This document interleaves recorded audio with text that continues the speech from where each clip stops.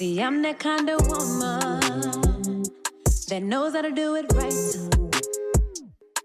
Ooh, you better know what you're doing when you talk that talk at night. I see right through you, baby. Yeah. Oh, you say she's just a friend. You ain't gotta like it. Yo.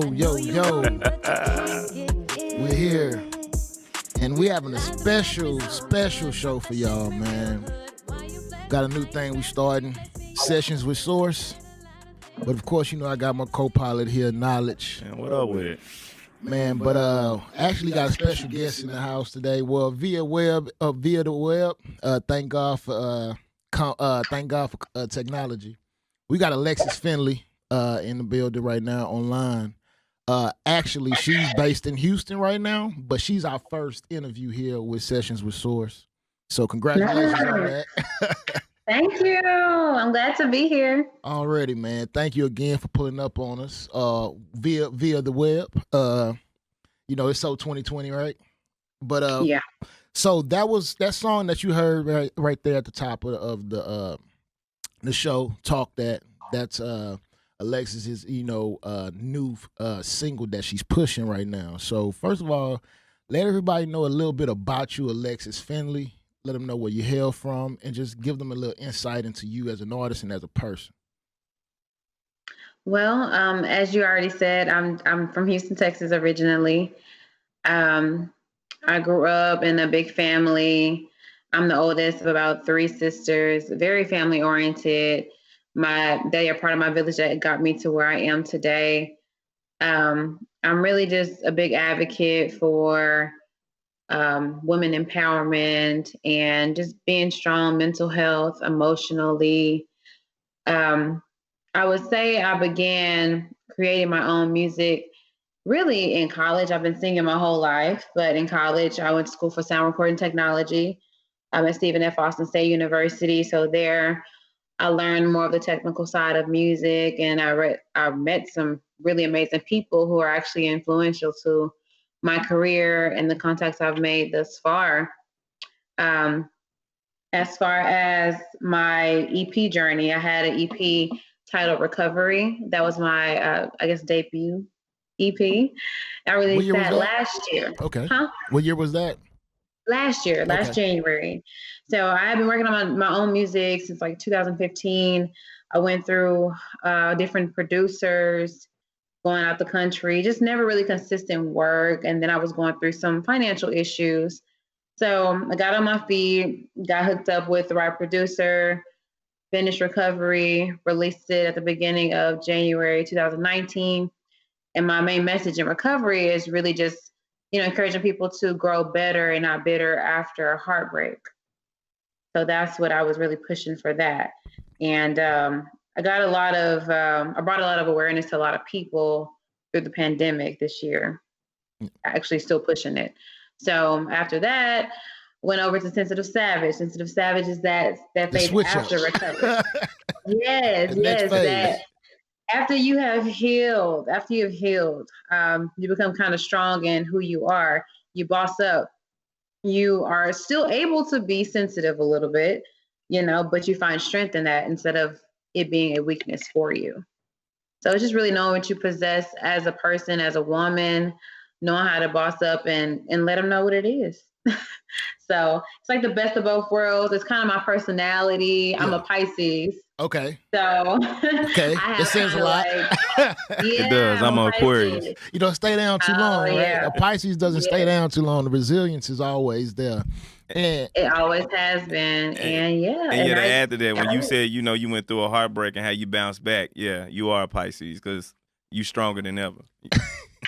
Thank you so much. I appreciate that. So actually, I like to kind of get into the fact that your motivation of where your art was kind of based from, and so I love the fact that you put the onus on making sure you had a theme, especially when you rolled out. Because especially in R&B, what I've noticed is thematic albums and records always seem to hit a little harder, hit a little deeper, and kind of create a large buzz, especially when you're trying to etch out your lane in the game. So honestly, what do you think has been the most rewarding aspect of your career, especially over the course from last year's recovery album to now? Like, what do you think has been the most rewarding experience for yourself? Honestly, the most rewarding experience is just knowing how it feels to be consistent with something and stick to it, and then to see that finished product, to see visuals, like every little thing, the Right. visuals, the reception of people. It's just mind blowing when you know that, okay, I set in my mind to do something. Because when I started back on recovery, I started in 2015. Okay.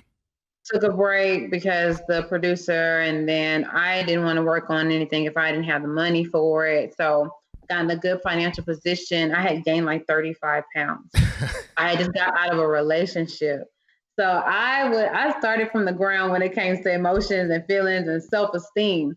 And so to be that consistent with every piece of my life when it came to fitness, music, developing my voice, developing me as an artist, and to see it turn into fruition. Going from little things like 1,600 followers to like 19,000 or 17,000. Seeing that, but Can seeing we that have growth some? is key. Right. We need some. So seeing that growth as creatives, like especially, I know it's like your baby, and that's why it was dope that you kind of led us into the fact of actually you're having your art consumed by actual people. Does that kind of give you nerves, or at least initially when you were releasing your music? Because we have a lot of people that have talent. A lot of, everybody got a rap song or two or a couple songs they done did at their homegirl crib. But Yeah. when it's one thing to create, it's another thing to allow people to consume and to hear it. And because that's where you that's where you kind of leave yourself open and the vulnerability. So let us know exactly how that was when you first released Recovery. Were there nerves? Was there anticipation, or was there a little bit of both? Like, It was excitement, but it was very nerve wracking. Just because you hear something for so long and you think it's great and you don't know how others will receive it. But through that time of me preparing for that EP, I also prepared myself mentally and emotionally, and I became a sponge in life. So any person who had advice, constructive criticism when it came to any part of my life, I knew how to sit back, be quiet, and just absorb. So with that being said, when it got to the point of people having opinions of music, I understood going in, everyone is not going to like everything that you do. I don't even like every single thing that I've ever done. So I built myself up good, like mentally and emotionally before it came out, that I was good. I was still nervous a little bit. And I was like, okay, I need to do this next time, or I need to do this next time. And each time I'm just growing in different areas when it comes to like the sound of the music. that makes sense. And I'm sure that's one of the things that every artist wants to make is progression. But I'm going to get away from like the cookie cutter industry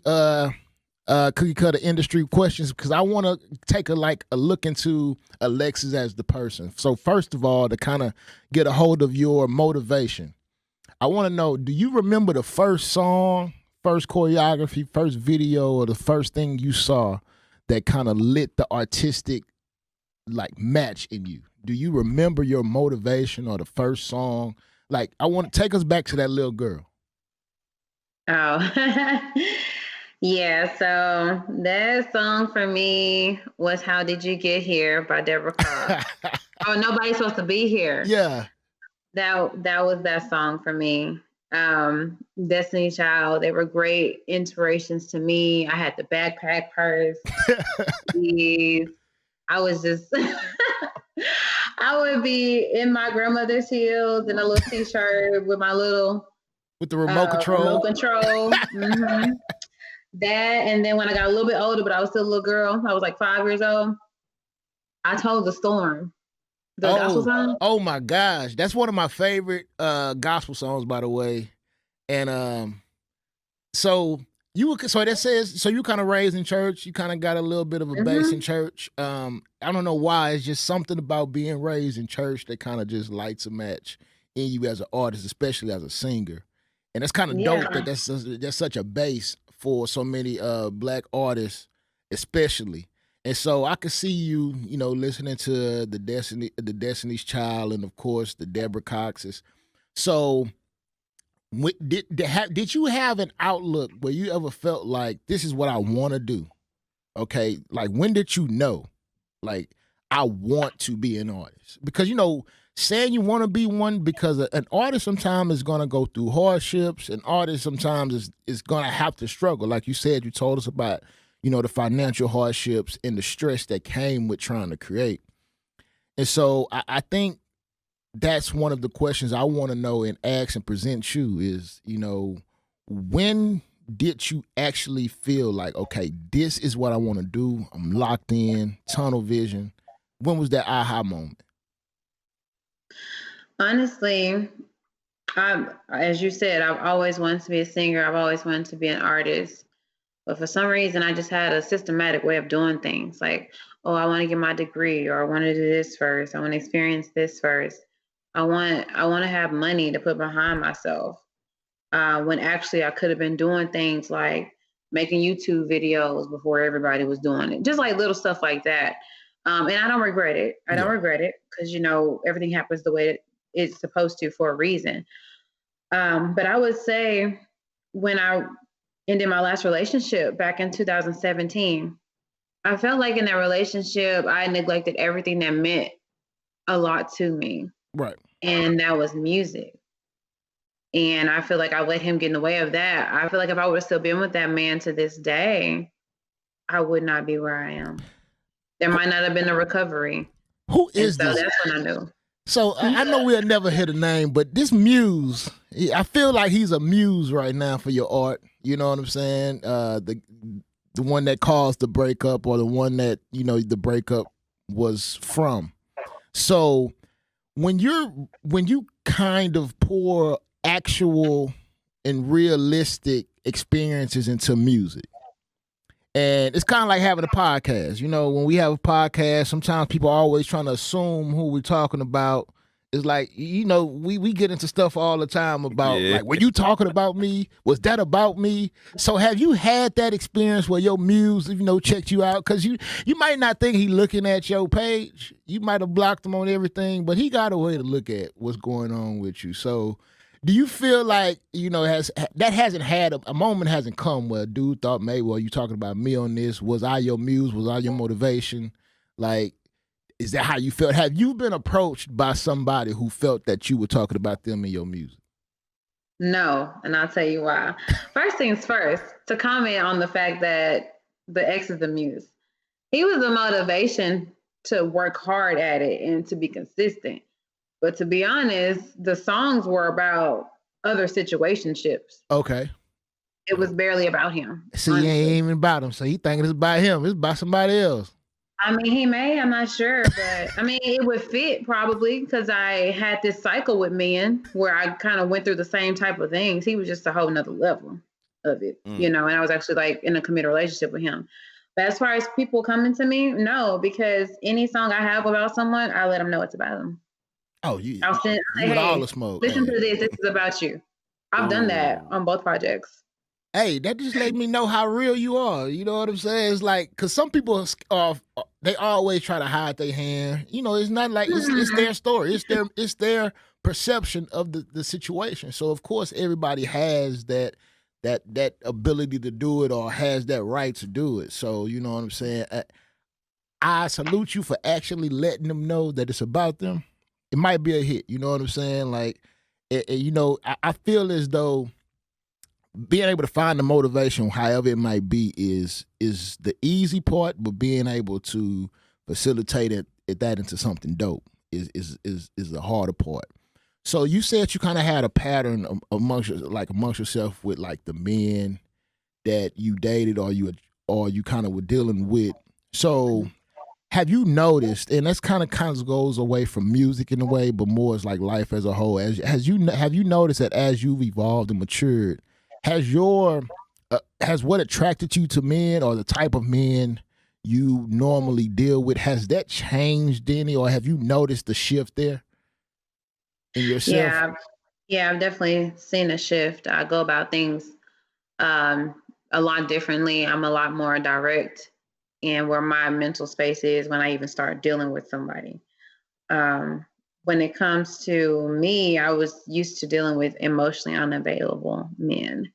And I always ended up being the one that got hurt in the end. No matter how amazing I am or how much they say they love me, it just, they would never get to the points where they wanted to commit. So like, I literally had several men like fall in love with me, allegedly, Allegedly. and never wanted to commit. And I'm just like, I'm this awesome girl. I'm this, I'm that.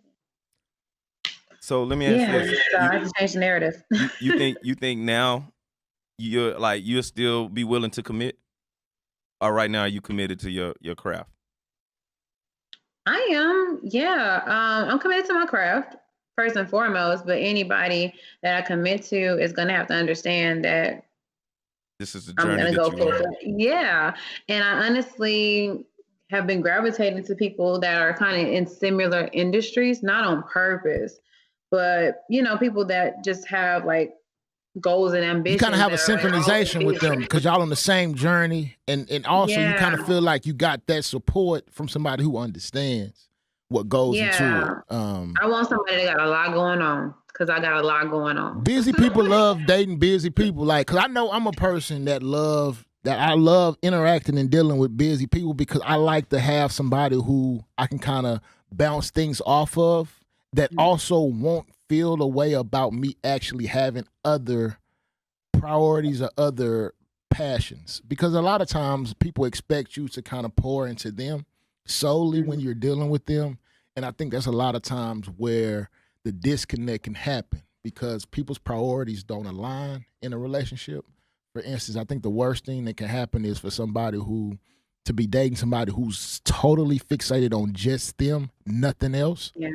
And then to have somebody else who's trying to accomplish other things outside of just the relationship, because now you feel like I have to kind of dim my light or my ambitions to make you feel comfortable, or I can't actually celebrate my wins in total celebration if they start to come too consistently and yours are kind of like stagnant. You know what I mean? Like that's the worst, because we've all dated somebody who they might be up while we not, or we're up while they're not, and trying to align and not throw it in their face and make them comfortable. That's a task. That's a job in itself. It is. And so you just made it simple, because I always, of course, you follow the Shade Room, you follow TMZ, and I always say, like, why would you get popular and date someone else popular for everybody to follow you? But it's not really about two popular people. It's about understanding and the drive and the energy, and if I'm on the road and she on the road,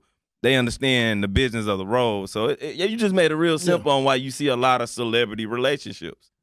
Yeah. And honestly, I'm not necessarily even saying it has to be a celebrity, but I mean that's like-minded people. But it could be a lawyer, someone who has long hours.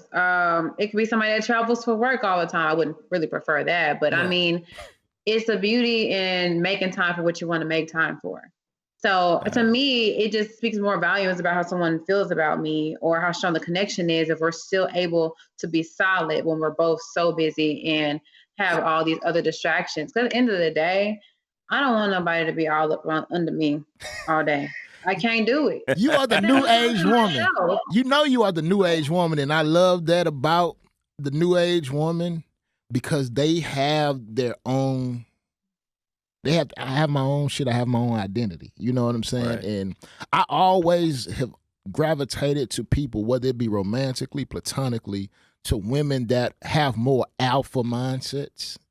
Because because I feel like being an alpha is not always having to lead or be above or be the head. It's more about just knowing how to navigate and when to kind of, pull back, when to kind of before I feel like you're certain. You have a certainty when it comes to being an alpha. You know what I mean? And I'm a person, I don't like the unknowns or the unspoken, no pun intended, aspect. I like for you to disclose, let me know how you feel and be able to speak your mind. And that's a key thing with me. And I'm sure a lot of people in this new age perspective of dating, because it's hard. And like you said, you're navigating having to have a passion that you are going to put ahead of somebody at times. It's like, this is what I've poured my efforts into since 2015. That's all going on 6 years worth of effort. And so for somebody new to come in, they're going to have to understand their place and be able to work within that. So, Alexis, I have a question. Since you're head down into 2020, okay, with the pandemic going on, what was something new you found out about yourself this year during the pandemic or just in 2020 as a whole? Like, is there something that you was like, you know what, I gotta accept this, I gotta embrace this? That I'm actually okay and at peace with being alone. And I don't mean like as far as in a relationship. I mean as far as socially. I'm a social butterfly. I've been talking and getting S's in conduct since elementary. So I love going out and socializing with people, Sunday fun day, all of that. Like, I love that. I just love people. I'm a people person. I empathize with everyone. Like, almost anyone can get along with me. Like 98% of people I meet get along with me.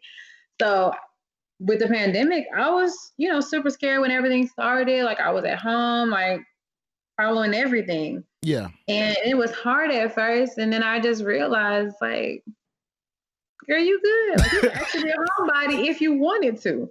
I won't.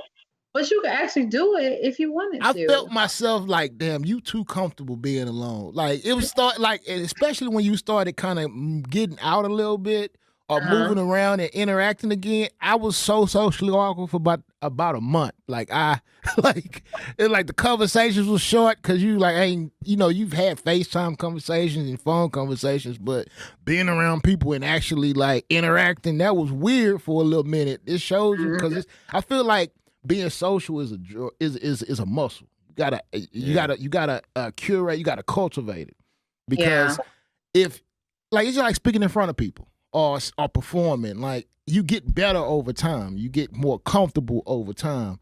So if you kind of take that away, like say you hadn't performed or hadn't recorded in a year, you're gonna be a little antsy that next time you go in or you get in front of the mic, because it's almost like, do I still got it? Do I still got it? You know what I'm saying? Yeah. It was really different for me, because I actually had like a small private listening EP release and going away party. So I performed some of my songs and I did a good job, but I just felt like my performance before that was 10 times better. Did you feel a little winded or something like that? Did you feel a little winded? I wasn't winded. I just wasn't as free. Okay. It was more so I was too much in my head. Like, it was a good performance, but I've done better. I've been more comfortable. It also, a piece of my clothing was like kind of falling too. So, when Janet Jackson moment. You can't really just like. Hey, and that lead to a question that I want to ask. Like, as an artist, you're gonna have those moments, like you said. You had one that was like you felt that was like 10 times great. Then you had one that you was like, well, it was so. But how do you gonna keep that motivation for your next show? Because that can be like 1,000,000 times great, and then you want to keep that consistency. So as you prepare for your next show, what are some of the small steps are you taking to be like, all right, how can I get better? How can I get better just to make sure that this show is better than the last? How do you sharpen your tools? Well, I am an artist under School and Talent, and it's basically a school for talent. Yeah. What we do is she's like an artist development coach. So we work on movement, facials in the mirror, recording ourselves, dancing and singing, running you shooting and in the singing. gym, huh? Yeah. Already. I condition myself to do what I need to do when I get out there. Okay. And it's really amazing what making facial expressions to your own music, kind of channel the emotion in the mirror could do for you when you are performing. It's crazy. You got to smile while you sing. You know what I'm saying? Like, you know, like honestly, that's a real thing. You know, with singers. You ever notice, especially when it's like they always call it the ugly face when you really into it, but it's like. I always feel as though you could tell when the artist is just let themselves go and they're free on stage. It's like they don't care who's watching. It's like we are there, but we really aren't. You know what I'm saying? And I think that's the difficult thing about a performance for somebody who's not a professional is finding your comfort zone while people are just watching you bear it all. You know what I mean? In a way. Yeah. So, like, you know, the last part of what we wanted to, you know, kind of close out on before we kind of get to what you're doing next up is I really want to tap into you growing up since we both are from Houston. First of all, what area of Houston are you from? Grew up in Mo City. Mo City, okay. Bradgate? Mm-hmm. Actually, I stayed in Bradgate for like a year and a half, but I'm from South Park area. So what high school did you go to? I actually went to West Side High School. Okay. So me and my mom moved kind of to the West Ham area, then like off of Highway 6 and stuff. So that's how I ended up at West Side. And she was a teacher, so I could really just kind of go. You know, if your parent was a teacher, you can go to any school you wanted to. Yeah. You just have to find some type of form or something like that. Yeah. So, yeah, I went to West Side. And I went to Paul Revere Middle School. I went to Persian. But I initially went to Briargate. Okay. And then we moved out my grandma's house, you know, moved to the West and Dubs up. Okay. So say for instance, somebody's coming to Houston. They need you to take them around. Okay. Food place and place to turn up. Where are you taking them? If you had your place, where would you take them? We about to eat. We got to eat good. I want to make sure it's going to be good. Where you taking them? Well, sir, I have been living in Dallas for 6 years. I just moved back here in October. And the last time I lived here, it could be a throwback. It could be a throwback. College. So I'm like before college. So I didn't really get to be an adult in my city like that. But okay, to turn up, I would say the address. Hate their parking, but I would say the address. Your shit might get broken into out there, but you'll have fun. Yeah, valet all day. I can't do it. Can't do it. Food. Throwback. I just had some real good food recently. Where was I? Not Lotus, was it? I've heard of Lotus too. But I think I had that in high school. I can't remember how it even tastes, to be honest with you. Let's go with the original Frenchies. All right. So or what's that soul food place? Mickey's. Mickey's. Yeah. Okay. Yeah. You speaking my language now. You know. Mickey's. I gotta take you by that knowledge, man. I know you're a real one. I know you're a real one because Mickey's is one of the ones you gotta drive to the West. You know, I didn't made that trip a couple times on Sunday evenings. You know, waited in line. You know, hey, she a real one, man. You know, that's how I know you got that Southern comfort in you. The fact that you said a soul food joint. I don't know what it is about us down here, but I don't care how quaint or prissy or lively you think somebody might be. We still have down home values when it comes to our food, man. Yeah, I totally agree because y'all got hole in the wall seafood spots. Like it's really not even a seafood. It's just like I don't even know where it is. It's just in the hood, but you want to go get some seafood. Hood spots with burglar bars on there be the best. Yeah, spots. exactly. It's one of those, man. I'm like, what? You're like, we pull up. I'm looking around. You looking around like, man, I'm good. You good, bro? Just go get the ticket go get your ticket, bro. Exactly. Same thing. Go get your ticket. I'm talking about good shrimp, good catfish. I'm like, whoa, you know, man. No, man. So before we get out of here, what do you have up on the horizon? Like, what are your, you know, what I know you just re-released your project, but what do you have next on the horizon? What's next for Alexis Finley? Well, I will be shooting another video for a song on my project titled "Broke It." I'll be shooting that in January, the beginning of the year, and I'll be releasing it probably at least by February. Should have another single coming out that's not on Sensitive Savage EP. That's more so of a cuddle season type of single. I'll also be working on a Hills class for one of my singles, Like Me. Right now, we're just kind of waiting to see what everything's gonna look like in the next few months because some word of shutting down and stuff like that. But you will have videos, you will have more music. Yeah. Hopefully there'll be some performances. If not in person, something for some reason happens, it'll be virtual. So, and I'm just recording, just trying to build my catalog. And that's key. So I'm a big fan of manifestation. So before we get out of here, who is your dream collab? Who would Alexis Finley want to collab with? You could put us in the studio if you want. Like, just who do you see yourself as saying, I want to work with this person? It could be a producer, it could be a singer, a rapper. Who do you want to work with? Drake. The smile that came across. She done already visualized the video and everything. Like, hey, you done already put it there. We manifest. We both be in our feelings. We do, and it'll work. We manifesting this over here. Drake, if you come across this, you know what I'm saying? The world has already called it out for you. Alexis Finley says you are her dream collab. So manifesting this on December 4th, 2020. Alexis Finley featuring Drake, because we're gonna put it in your catalog. You know what I'm saying? We're gonna let you get them M's, So Alexis, first of all, you were a great guest, but also you were a great start to a new platform here on the Unspoken Conversation, Source Switch Session, man. So I really appreciate you. I thank you guys for having me. It's been a pleasure. I'd like to see y'all, but we're gonna pull up next month. Yeah, we'll actually be out there because we'll actually be out there, and we would love to do an in studio session with you also, because we feel like it's a lot easier to interact, and that'll actually be on with Unspoken Conversation when we not asking as many industry questions. We just kind of put you on the spot.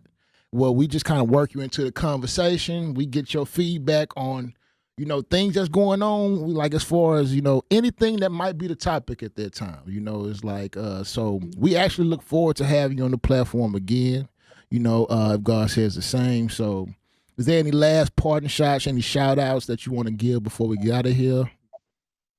Yeah, just shout out to my team. Shout out to you guys. This is the start of many great interviews.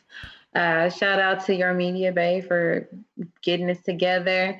I'd just like to say, please follow me on all social media platforms. Alexis Finley. My tag is A Finley Music, and I'm also on all streaming platforms. Sensitive Savage XX. Sensitive Savagery. That's an oxymoron that I feel like it's a real thing. You know what I'm saying? Yeah. She a little light on you, but she heavy on you at the same time. So. I don't think we got enough yet. I think we're gonna get a lot more. I'm like, whoa. Because honestly, when you first meet somebody, you meet their representative. You know what I'm saying? And so then as you kind of scale back, it's like we start realizing, like, you know what? I can see the savagery, you know what I'm saying? I think we saw the sensitive side tonight. So I think next time, especially if it gets hot outside, because, it's cold. So, it's more subtle, and as it gets warmer, the savagery kind of comes out a little bit more. Yeah. And you said, this is going to be a first spring and summer in the H for a minute. In a minute. So hopefully, life is open at that time, Prayerfully. I'll see you at Seaside, okay? All right. But no, I'm only going there once. Crazy. You gotta go and rock with people on Sundays, man. Shout out to my girl Molo. You know what I'm saying? You gotta rock with them, and they might put you on top of the bar. Everybody dance with them on the bar. Hey, Sunday Fun Day. It's the tour. It goes up in the H. So. But thank you again, Alexis. Yeah, appreciate everybody. Follow her again at Alexis Finley. Listen to her music. It's beautiful. Man, Soulful. cause I ain't gonna lie, I hate going to interview with somebody without actually knowing what their art is, exactly what the product is. So we had to check it out, and we rocking with it. We love the fact that it sounds like real R&B. So keep going. Don't let anybody take you off your track, and we wishing you more and more prosperity in 2021. You know, and finish 2020 strong. By the way. So, you know, you listening to us now, you know, the first episode, you know, Source with Sessions with Source. I got to get my goddamn name right. Sessions with Source, man. It's a tongue twister, you know. But yeah. SSS. We signing out with our girl, Alexis Finley. Check us out. Who touched down with us from the H, man. Again, shout out to my boy Knowledge and to the left, man. Man. And Spider, send us out on some new vibes from Alexis Finley, man, so the people can hear.